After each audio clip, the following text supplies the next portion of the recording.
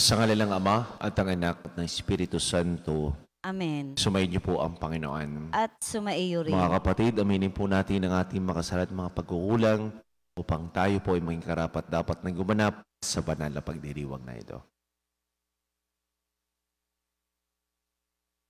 Inaamin ko sa makapangyarihang Diyos at sa inyo mga kapatid, Nalubha akong nagkasala sa isip, sa salita at sa gawa, at sa aking pagkukulang. kaya sinasama ko sa mahal na Birheng Maria, sa lahat ng mga anghel at mga banal, at sa inyo mga kapatid, na ako'y panalangin sa Panginoon. Gawan po tayo ng makapangyarihang Diyos, patawarin po tayo sa ating makasalanan, patnubayan po tayo sa buhay na walang hanggan. Amen. Panginoon, kaawaan mo kami. Panginoon, kaawaan mo kami. Kristo, kaawaan mo kami. Kristo, kaawaan mo kami. Panginoon, kaawaan mo kami. Panginoon, kaawaan mo kami. Manalangin po tayo. Ama naming makapangyarihan, kami nawa ay maging lalong masigasig sa pagdiriwang ngayon sa iyong pag-ibig, sapagkat sa panahong ito ng pagkabuhay, higit naming nalalaman na ang mga hinango mo sa dilim ng kasalanan ay katibayan ng iyong pagkamaaasahan sa pamagitan ni Jesucristo kasama ng Espiritu Santo magpasawalang hanggan. Amen.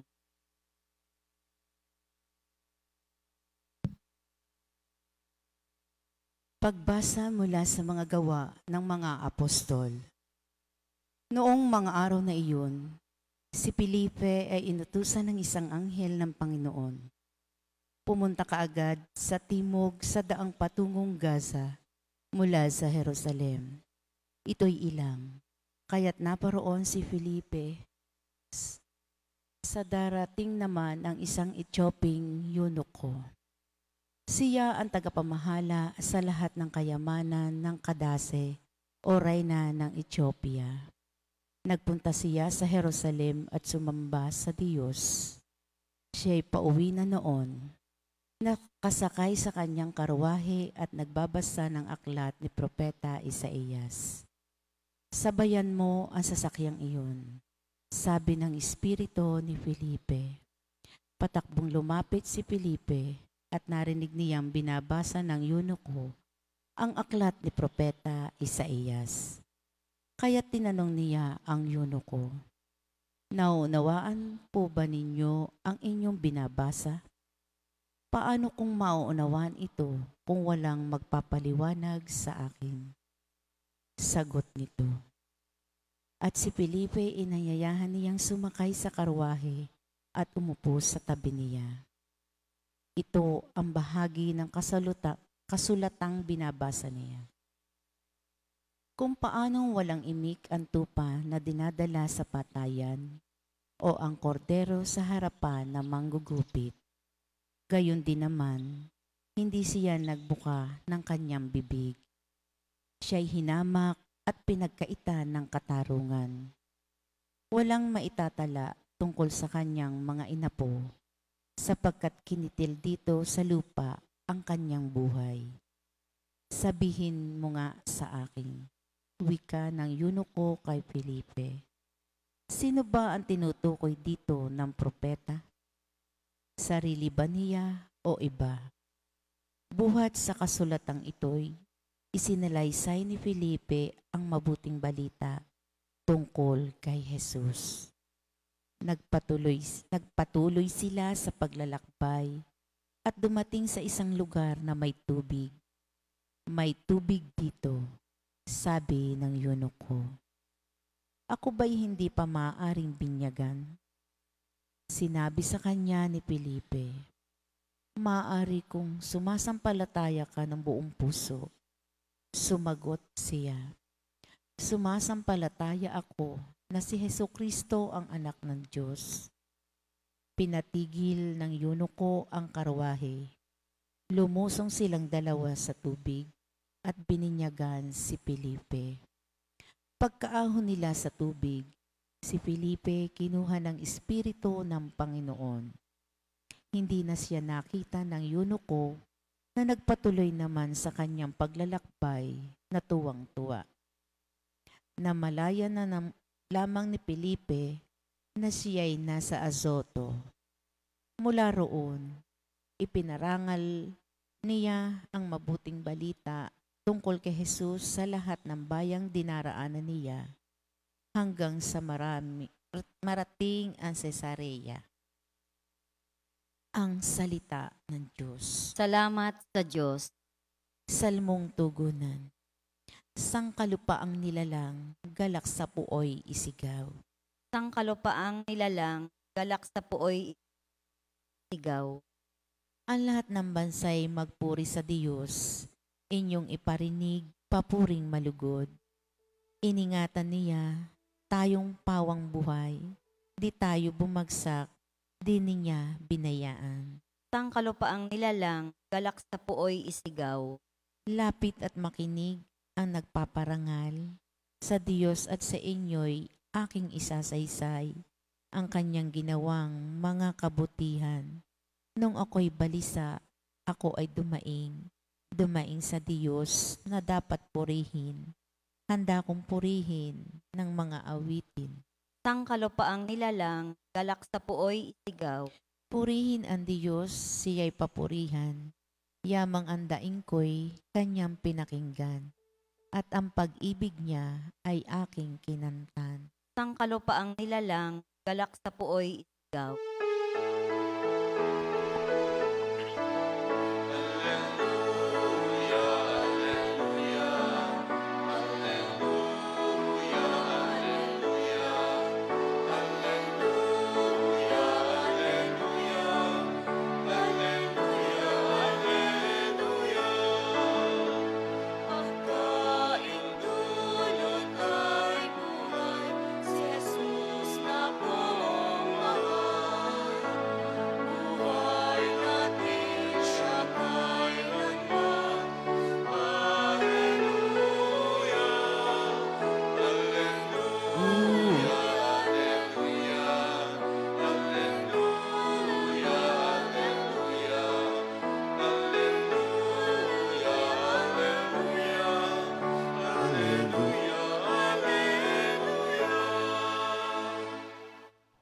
Sumaini po ang Panginoon. At sumaiyo Ang rin. mabuting balita ng Panginoon ayon kay San Juan. Papuri sa iyo, Panginoon.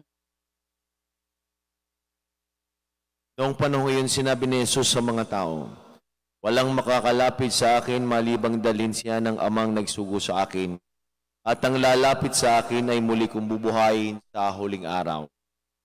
Nasusulat sa aklat ng mga propeta, at silang lahat ay tuturuan ng Diyos. Ang bawat nakikinig sa Ama at natututo ay lalapit sa akin. Hindi ito nangangulugang may nakakita na sa Ama. Yaong nagmula sa Diyos ang tanging nakakita sa Ama. Sinasabi ko sa inyo, ang nananalig sa akin ay may buhay na walang hanggan. Ako ang pagkaing nagbibigay buhay.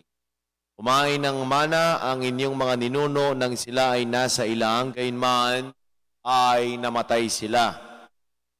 Ngunit, ang sinumang kumain ng pagkaing bumaba mula sa langit ay hindi mamamatay. Ako ang pagkaing nagbibigay buhay na bumaba mula sa langit.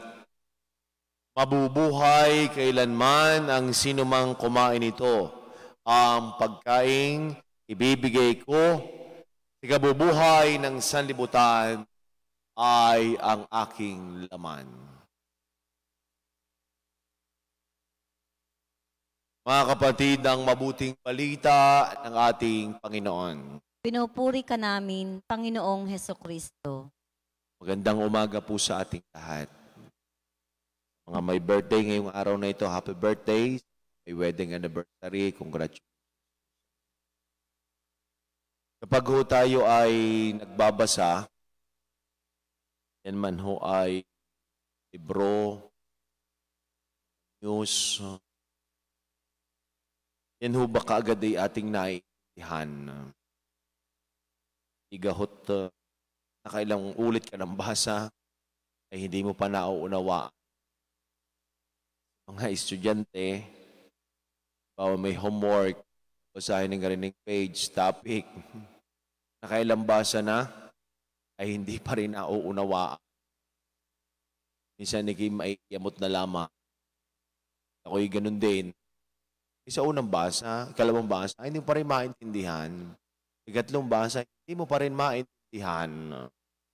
Kaya ang ginagawa ko na lamang, bago matulog, nilalagay ko na lamang, ginagawa ko na lamang unan. Libro, at baka sakaling mapapanaginipan at maintindihan. Ay, pero naman ho talaga, nung tayo nag-aaral, subject naman ho talagang hirap naman nung intindihin, ang hirap unawain. Dini ho, ang tanong ni Felipe, doon sa Eunuko, inang Eunuko, ito ho ay hindi isang pangalan. Kung hindi, ay marahil titulo sa kanya. Siya ho ay sekretarya ng isang reyna. Galing ho sa African country, sa Ethiopia. At siya'y sakay ho ng karwahe. Abang siya'y sakay ng karwahe, nagbabasa ho siya ng lumang tipan. Kita naman ninyo, siya isang dayuhan, nais niyang maunawaan at kilalanin si Jesus, nagbabasa habang sakay sa karwahe. Ilan ho sa inyo ang sakay ng jeep, sakay ng private vehicle na nagbabasa ng Biblia para maunawaan? Hindi. Alin ang hawak? Kaliwa ay cellphone at kanan ay cellphone. Kaliwa at kanan, dalawa. Ano-ano mga binabasa. At dito, sabi ng Espiritu Santo, sabayan mo ang karwahe ngayon, sabi kay Felipe. At ang tanong ni Felipe, doon sa Eunuko ay, nauunawaan po ba ninyo ang inyong binabasa? Abay, sumagot naman itong Eunuko, paano kung maunawaan ito kung walang magpapaliwanag sa akin? Buong kababaan loob niya na tinanggap na kailangang may magpaliwanag sa akin. Hindi katulad ng ibang mga estudyante, pag tinanong ng guro, nauunawaan ba ninyo ang inyong binasa? Ang sagot lagi ng mga estudyante, ng mga bata, opo ma'am, opo sir. Ay nung nag-exam, pagsak. Hindi naman pala nauunawaan. Dito, yung iyon ko ay humingi ng tulong para maunawaan ang salita. Kaya ho dito, sa banal na misa, ay may pagpapaliwanag. Ang pari, salita ng Diyos, kaya may kaunting refleksyon, kaya may kaunting pagbabahagi sa salita ng Diyos. Hindi naman ho natin talaga kakayanin o mauunawaan kung hindi ho tayo hihingi ng pagpapaliwanag sa tinatawag na mga eksperto. Hindi lang ho yun. Kung hindi, sa mga tao na sanay sa mga bagay na ito. Kaya ho tayo ay nagpapatulong. At sa banal na misa nga ho, 2 table ang pinapakita sa atin. At ito ay may kaugnayan sa ating ebanghelyo. Sapagkat sa ebanghelyo, ang sabi ng ating Panginoong Yesus, ako ang pagkain nagbibigay buhay. So dito sa banal na misa, 2 parte. Ito ho, sa harapan ko, ang tawag ho dito ay ambo. Dito binabasa ang salita ng Diyos at dito pinapaliwanag ang salita ng Diyos. Doon ho sa malaking table, yun ang altar table. Kundini, ang salita ng Diyos pinapaliwanag. Sa unang pagbasa ay ganoon din. Ipanaliwanag ni Felipe sa pamagitan ng banal na Espiritu ang salita ng Diyos doon sa Eunuko.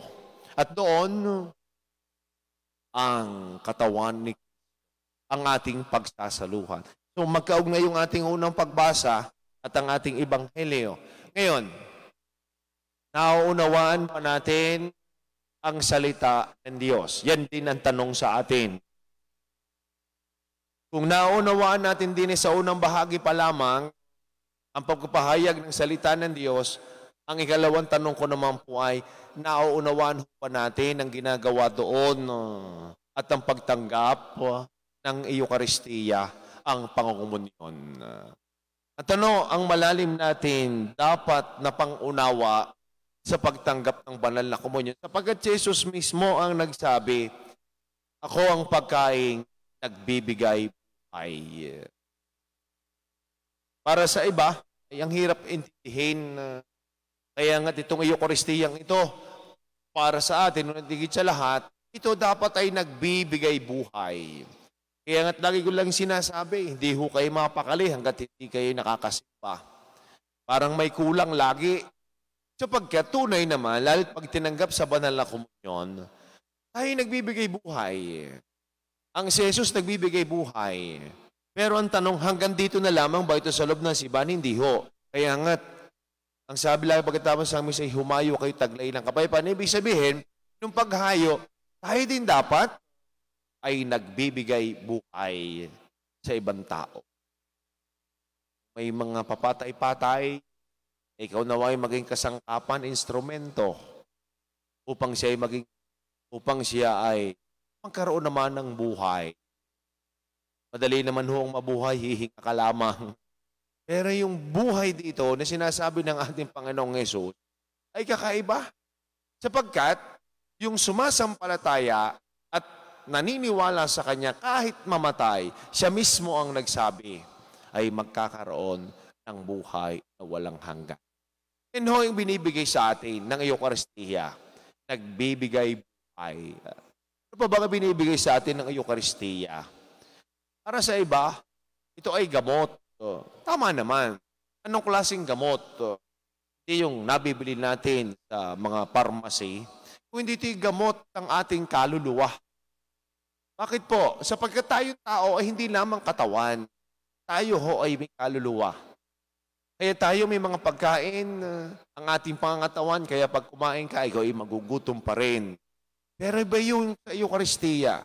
Yung marahil, yung gamot na, lalo na nga ho, yung mga sakit, diba, dinadalahan, sikol.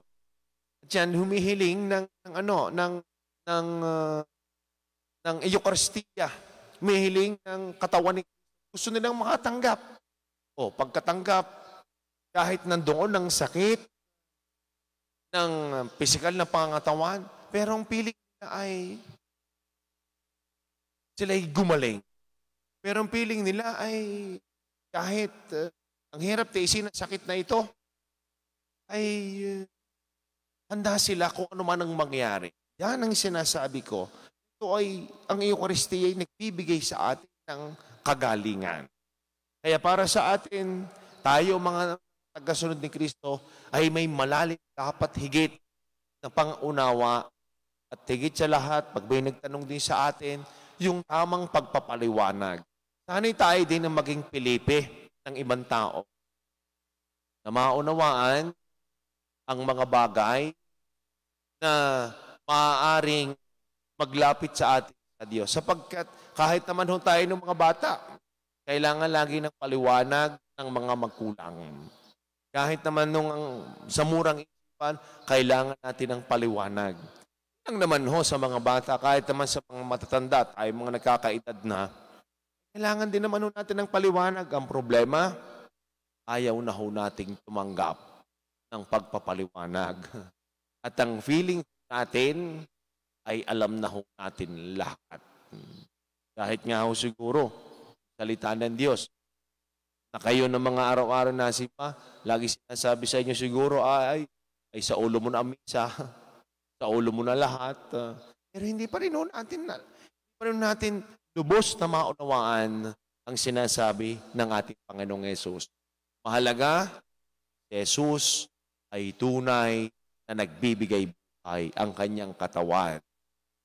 Ibigay din ito sa atin ng kagalingan. Sinabi ni Kristo, kung mamamalagi kayo sa akin at mamamalagi sa inyo ang mga panalita ko, hingin ninyong anumang loobin ninyo at magkakagayon sa inyo. Manalangin tayo nang may pagtitiwala dahil sa mga salita niyang nakapagpapasigla ng loob. Panginoon, sumasampalataya kami sa iyo. Panginoon, sumasampalataya kami sa iyo.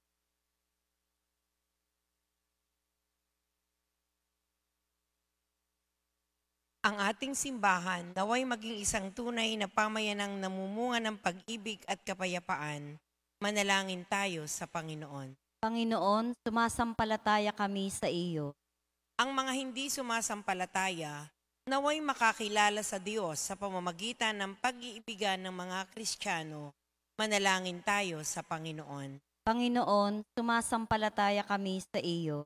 Ang mga mag-asawa, naway maging tapat sa kanilang pag-ibig sa isa't isa na nagpapatunay sa kanilang pananampalataya bilang Kristiyano. Manalangin tayo sa Panginoon. Panginoon, sumasampalataya kami sa iyo. Ang mga may sakit, naway maging matatag sa kanilang pananampalataya at manatiling kaisa ni Jesus kahit sa kanilang pagdurusa. Manalangin tayo sa Panginoon. Panginoon, sumasampalataya kami sa iyo. Ang mga lumisan na sa buhay na ito, naway magdiwang ng walang katapusan sa tahanan ng Diyos sa langit. Manalangin tayo sa Panginoon. Panginoon, sumasampalataya kami sa iyo.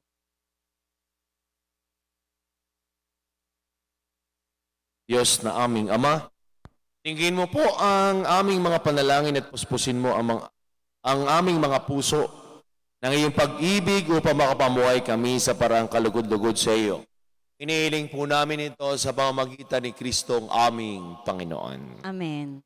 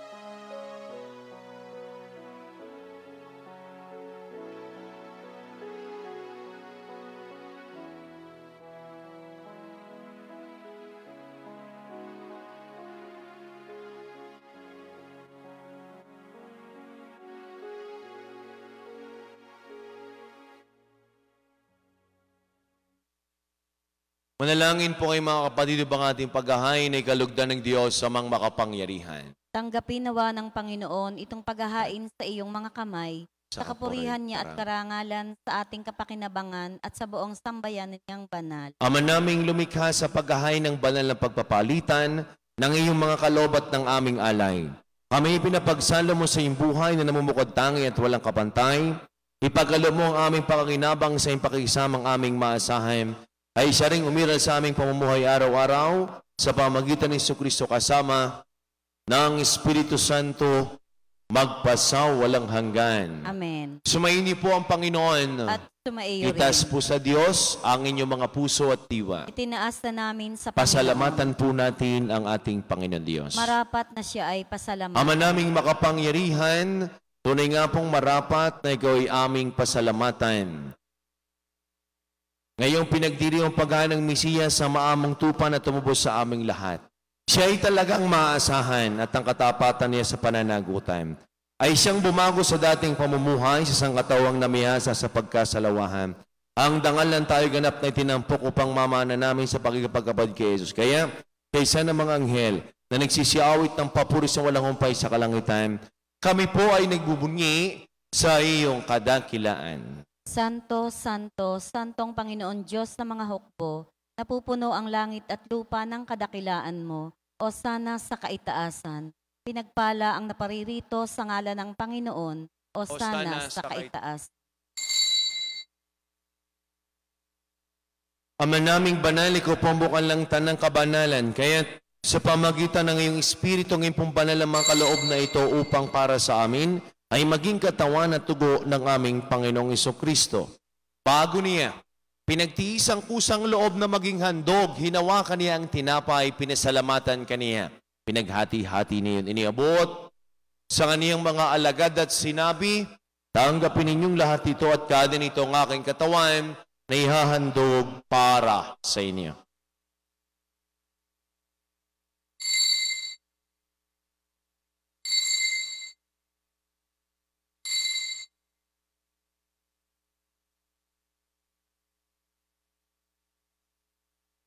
Gayon din naman nung matapos ang hapunan, hinawakan niyang kalis, muli kanyang pinasalamatan. Nibuti ang kalis sa kanyang mga alagad at sinabi, tanggapin ninyong lahat ito, tinumin. Ito ang kalis ng aking dugo ng bago't wala hanggang tipan. Ang aking dugo na ibubus para sa inyo at para sa lahat. Sa pagpapatawad ng mga kasalanan, gawin niyo ito sa pag-alaala sa akin.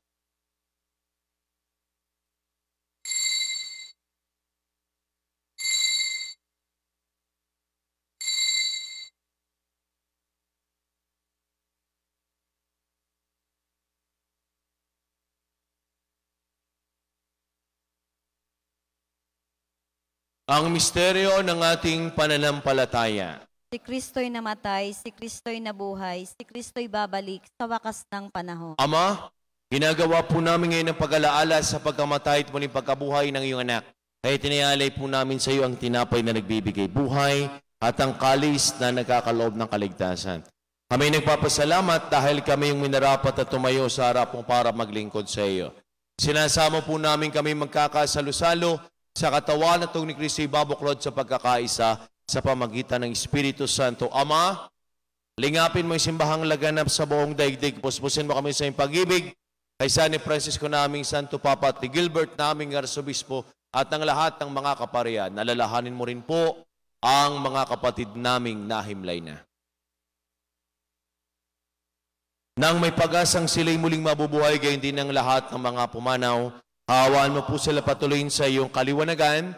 Hawa mo po't pagindapatin kaming lahat na makasalo sa iyong buhay na walang wakas. Kay sanang mahal na Berheng Maria na ina ng Diyos, di pong San Jose, na ating ding patron. Kay sanang lahat ng mga apostol, San Jose, Marelo, at ng lahat ng mga banal, na namuhay din sa daigdig ng kalugod-lugod sa iyo. May pagdiwang naman po namin ang pagpupuri sa kararangal mo sa pamagitan ng iyong anak na aming Panginoong Heso Kristo.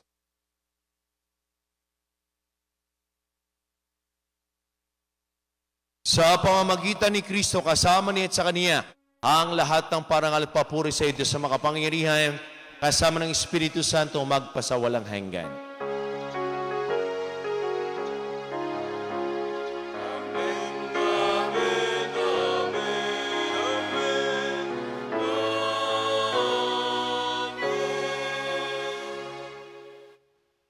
Sama-sama po nating awitin na may kababaan ng loob at lakas ng loob ang panalangin tinuro sa atin ng ating Panginoong Jesucristo.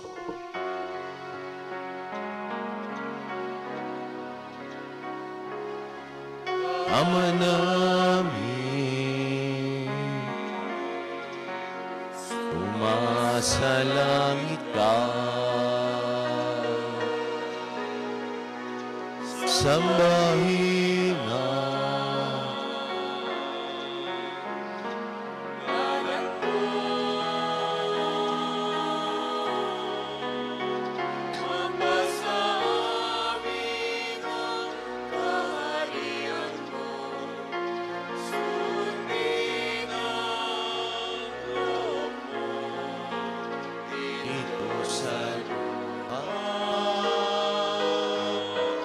para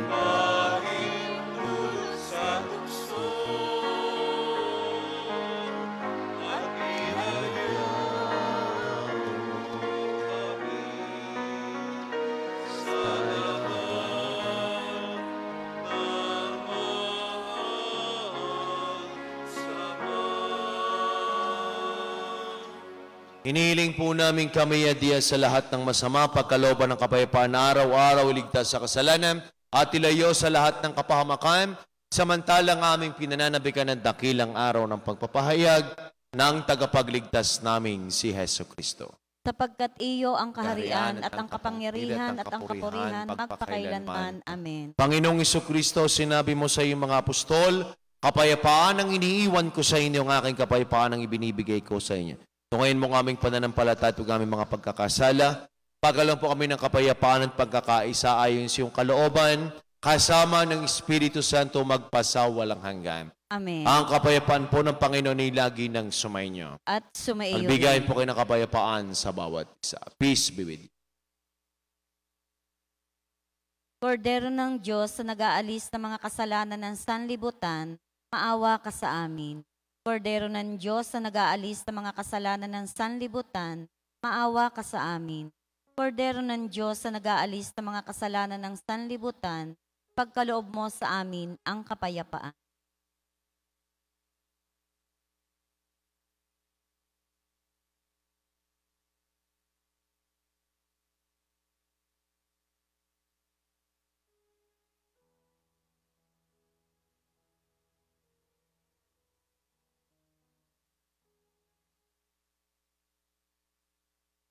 Mga kapatid, ito ang kordero ng Diyos, tong Kristo muling nabuhay, sinagali sa mga kasalang sanlibutan. Palit po tayong lahat ng Panginoon sa kanyang banal na piging. Panginoon, hindi ako karapat-dapat na magpatuloy sa iyo, ngunit sa isang salita mo lamang ay gagaling na ako. Ang katawan ni Kristo. Amen.